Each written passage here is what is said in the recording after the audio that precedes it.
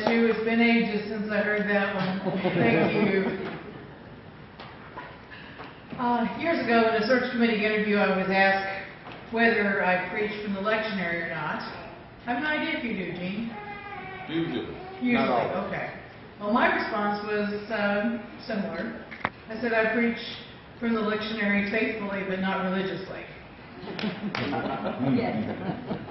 By which I meant usually. Epiphany is the season between Christmas and Lent, when the church looks at the way that Jesus is revealed in Scripture, how people came to see him as the Son of God, and how they responded. Today is the final Sunday of Epiphany, and today we read the ultimate story of Jesus revealed during his ministry, the transfiguration. If you want to read along, you'll find it in Luke chapter 9, verses 28 to 36.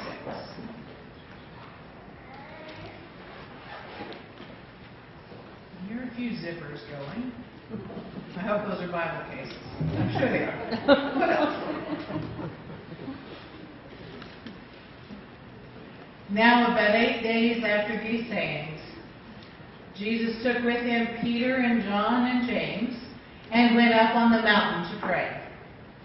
And while he was praying, the appearance of his face changed, and his clothes became dazzling white. Suddenly they saw two men, Moses and Elijah, talking to him. They appeared in glory and were speaking of his departure, which he was about to accomplish at Jerusalem. Now, Peter and his companions were weighed down with sleep. And since they had stayed awake, they saw his glory and the two men who stood with him. Just as they were leaving him, Peter said to Jesus, "Master, it's good for us to be here. Let us make 3 dwellings, one for you, one for Moses, one for Elijah." Not understanding what he was saying. While Peter was saying this, a cloud came and overshadowed them, and they were terrified as they entered the cloud.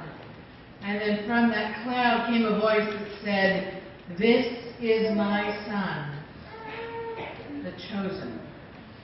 Listen to him." When the voice had spoken, Jesus was found alone.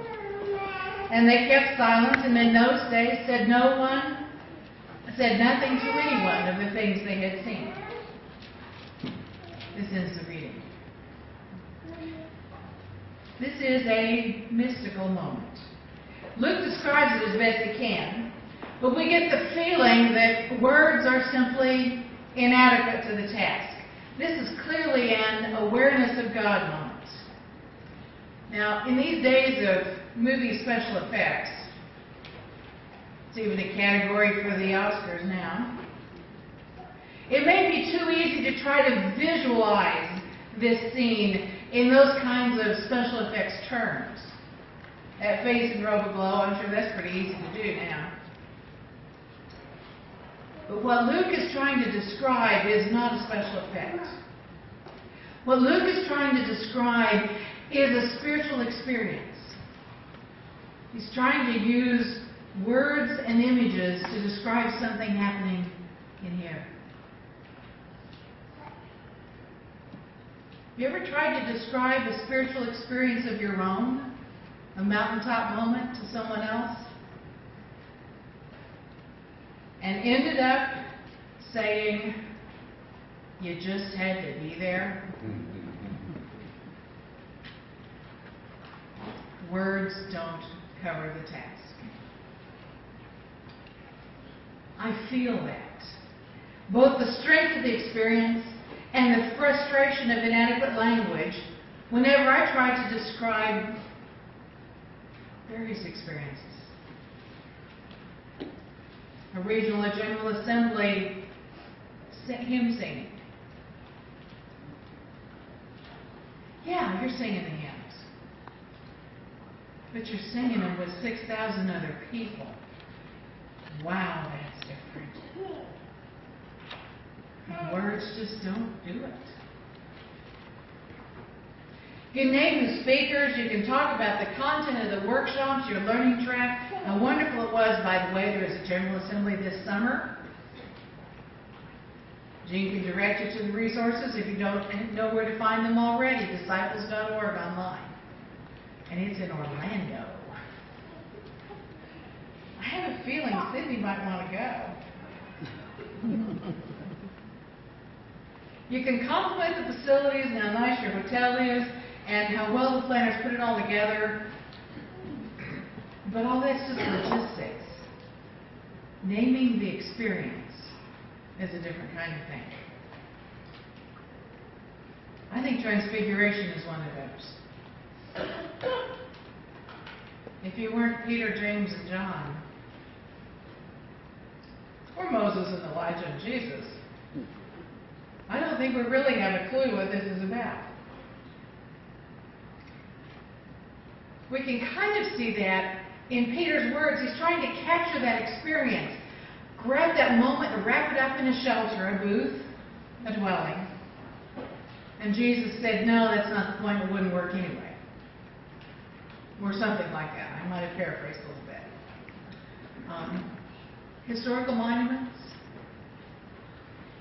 those piles of pictures, all those wedding pictures out in your foyer.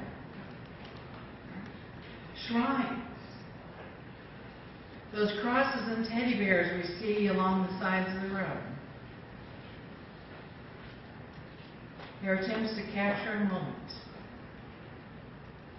They might bring that moment back to mind, but they aren't that moment. You just have to be there. Transfiguring means seeing Jesus in a new way, getting a glimpse of the glory and the work of God at home on this earth. Transfiguration still happens. Not just once, a couple of thousand years ago, but in our time too, in every life, if we're paying attention. You can see that glow on a face that tells you God is at work in that person in this moment in a very special way. Transfiguration names the times when we come face to face with Jesus, when we see Him in a new way because we see Him in someone else. And we are marked by that experience. Transfiguration names those times when we hear the voice of God say anew, "This Jesus belongs to me. Listen to Him." And assuming God speaks Hebrew, because of course that is the language of the Old Testament. I don't know, maybe God spoke Greek, I'm not sure. But assuming God spoke Hebrew, there's one thing you need to know. The Hebrew word for listen also means obey. If you don't obey, you obviously didn't listen. Now, I know every parent in the room understands this. And that listen up. I told you to get your room clean. You obviously didn't hear me, so I'm going to have to tell you again because it's not been done yet. Know what I mean? Okay. God takes that same approach. I think that's where parents learned it.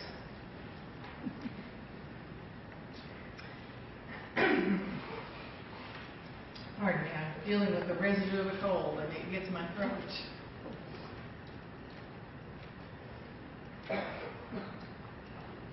Ten years ago, I went to Mexico on a Border Links experience. Border Links is a cross-cultural encounter designed to help First World Americans understand more about the issues faced by our Third World neighbors who live right across the border. The second night of that Border Links experience, we were divided into small groups. There were 17 of us. We were divided into small groups, 3, 4, 5, to have dinner in private homes in a neighborhood of Nogales called Colonia Embarcadero. Now, I got to tell you, my Spanish is so fluent, that I can order a meal at Taco Bell any day. And that is about the extent of it. So if I stumble on some of these words, you know why. Our host families for our group were all from one church. We were going to individual homes according to the capacity of the home to have dinner. A standard family dinner, we were told. And then we would all gather back together afterward to talk about that experience and the experiences of the day. We'd done a number of things. And that's what we expected. Okay? The cultural differences were more than just food. When I go to have dinner in someone's house, I expect that I'm going to be sitting around the same table with my hosts and that we'll all be talking together, getting to know one another. Instead, the family members were paraded by the four of us in this particular home. They were paraded by us for introductions, and they'll disappear. The four of us from this Border Links seminar were seated at a table for four. Our host and her sister scurried around the table, serving like servers in a restaurant, while the four gringos sat together and talked. They brought food, they filled their plates, they offered seconds and thirds, and they kept those warm tortillas coming. We talked with our hostess as we walked to her home, and as we gathered back with a full group, but not at dinner, except to say, "Más leche, por favor?" Milk was the drink of the meal. And if you wanted a refill, you needed to know at least that phrase. The food was delicious and plentiful. The chicken dish of some kind, frijoles, arrozo, a colorful, wonderful cactus and tomato salad, endless tortillas for scooping up every morsel. But we talked among ourselves. I had hoped that it would feel like communion, sharing across borders and cultures, a preview of that great wedding banquet in Revelation. But it didn't. We learned later that it was because there weren't enough dishes for the family to eat with us. Nor were there enough chairs, and the hostess wasn't sure there was enough food. But we were encouraged to eat our fill and then have some more. After the meal, she led us over to another home where we were meeting with the whole group. Now picture this. Now this is about right. A room that would go from here to the lectern and back about this far. Couch, a couple of easy chairs, a TV, that's the living room, coffee table. 14 Border Links participants, 3 leaders, 6 women from Iglesia del Sol, 23 of us. Got that picture? You think it looks cozy when you have all the children gathered up here?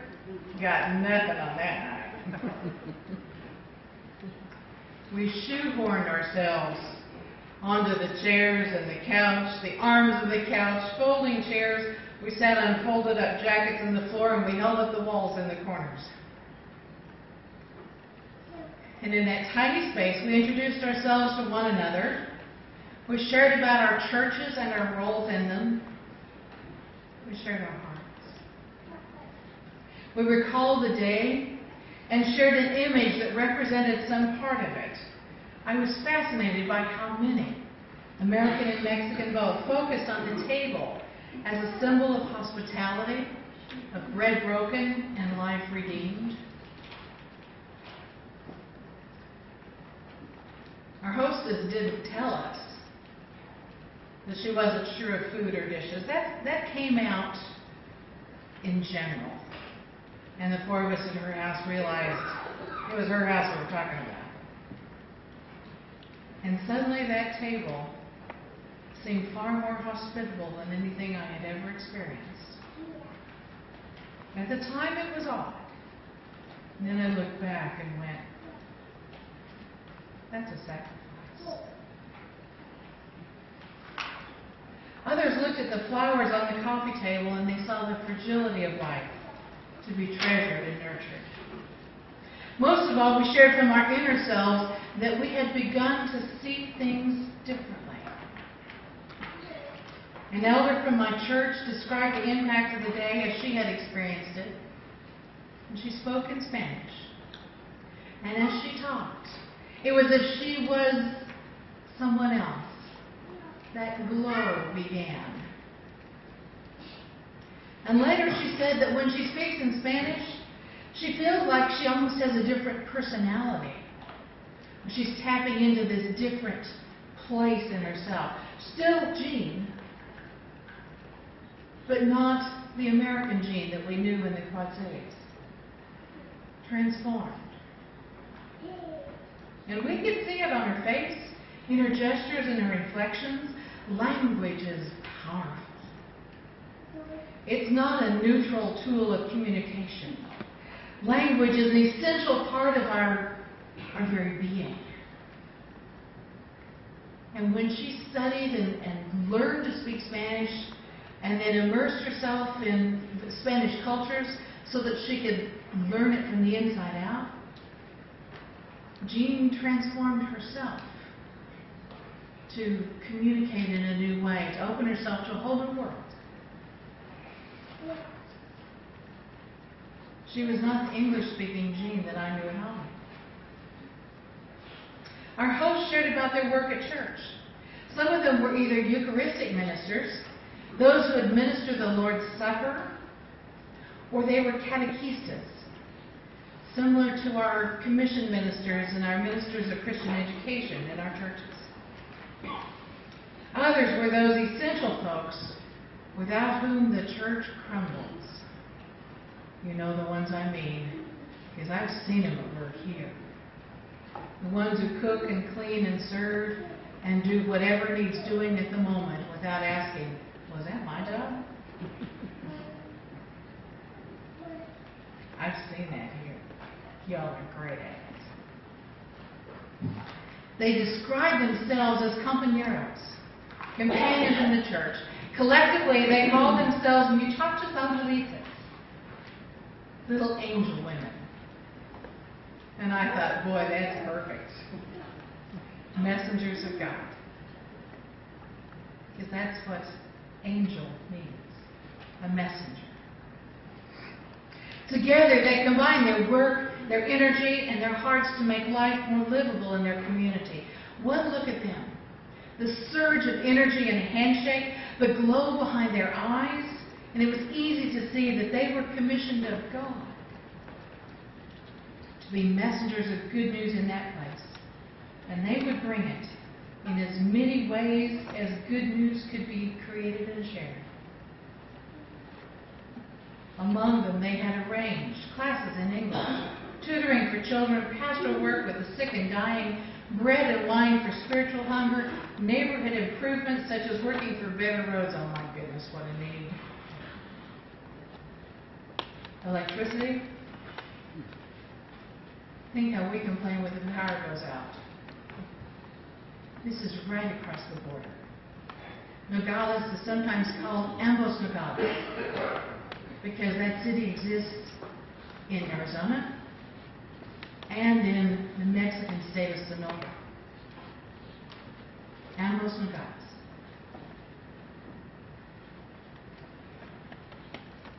Part of their work was hosting American guests who would go home with a better understanding of life in the developing world. It flowed together for them in their mission to be disciples, called muchachos angelitos, God's messengers, little angel women. There was no way to separate the things that were of church and the things that were social service, because when it's done in the name of God and for the godly purpose of bringing life up to livable standards, this is good news. The English translation of gospel. One of the women, my dinner hostess, was a very shy woman around Americans. She spoke no English, except the words hello and goodbye. I brag about being able to order Taco Bell. I'm not sure she could have accomplished the equivalent. She was very uncertain of her place with us, even though we were in her home as guests, and not she in ours. But as she and her friends talked about their common mission, I saw her change too. Her face, not at all attractive in any American way, took on a glow that came from inside and from above. It was clear to all that the Spirit of God was absolutely glowing through her and her amazing compañeros. That evening, we discovered the Spirit of God among us. We experienced the glow of Jesus with us and within us. It was a mystical moment. There were no booths to be built, but there was a voice hovering over those 6 women, working so hard. We heard God say, "This is my Son. Listen to him." Jesus was there. It was Jesus' story we were hearing. We had our marching orders. Listening means doing. When there is no doing, there was no listening. We asked what we could do from so far away. And their answer was, tell our story. Tell what it's like here, where we struggle to find enough work in order to have enough income, to shelter our families, to feed and educate our children. When enough people know what life is like here, things will change. We were seeing Christ in a new way. One wall of the dining hall at,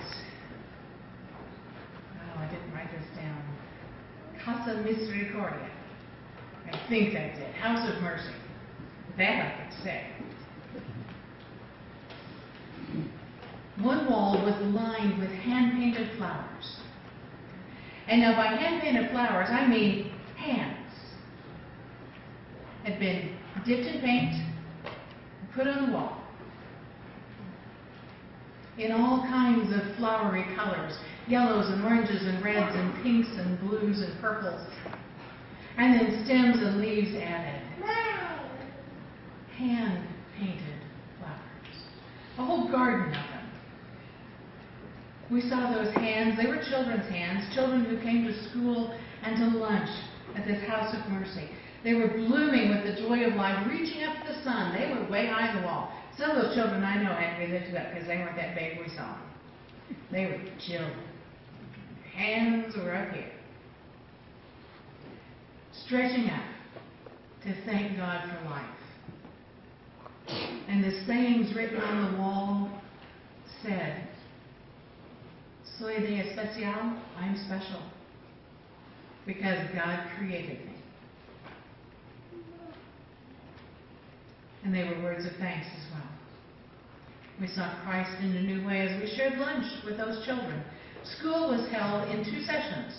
One group of kids came in the morning from 7 to noon and had lunch.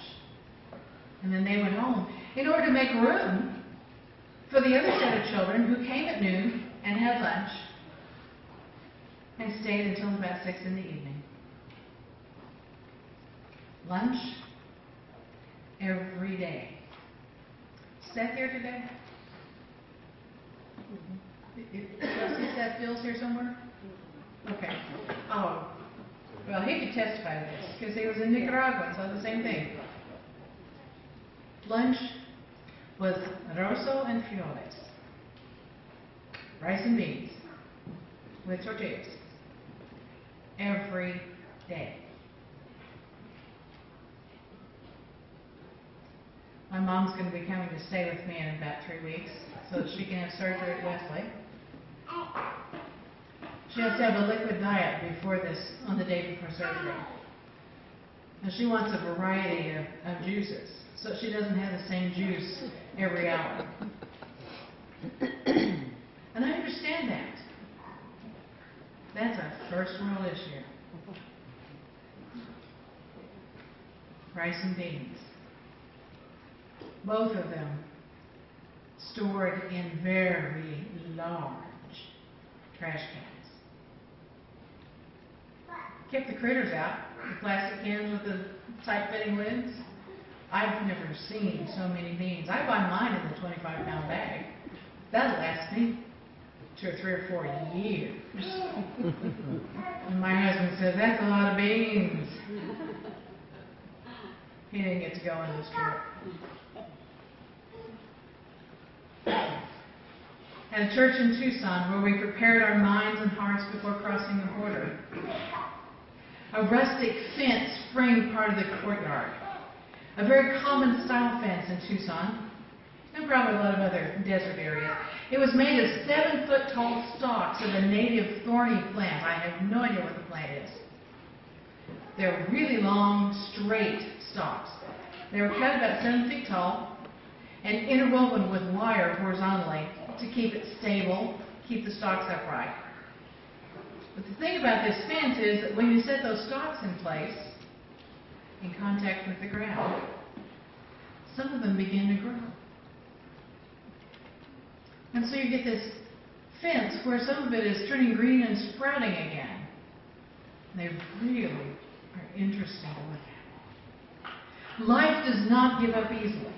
It seeks connection with its source. It puts down roots. It does not stay dead, even though it appears that way to us. Transformed from death to life, tenaciously hanging on. We saw those fences and we saw metaphors for the whole experience of that trip. Seeing the tenacity of people hanging on to life, holding on to Jesus for all they could do. And in that, finding their strength and their motivation to work to make life better in an impossible situation. Now, it happens still. When our eyes are open to the glory of God radiating to the world around us, when our hearts are open to the love of God's people, when we're removed from our comfortable patterns in such a way that there's room for something new. When things are predictable and orderly and well-planned, as most of church life is, it gets easy to not see God there. But when things go wrong and chaos erupts, and we're no longer in charge of how settled things are, then there is room to see God at work.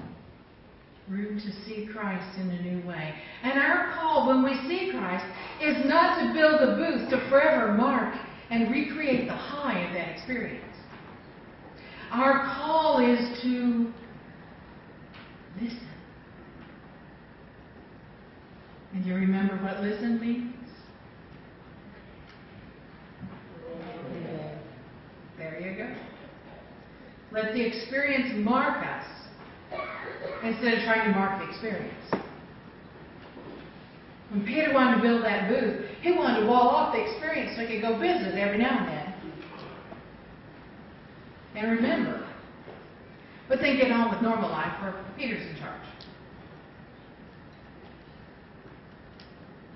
When you let the experience mark you, instead of trying to mark off that experience, you open your life to God in a whole new way. Listen, heed Jesus' words, follow His way. Come down to the places where ordinary life goes on and bring the way of Jesus along. Let that experience change you, redirect your life. The power of seeing Christ in a new way follows that moment of seeing, and it's measured in follow-up. what happens next? Are you changed?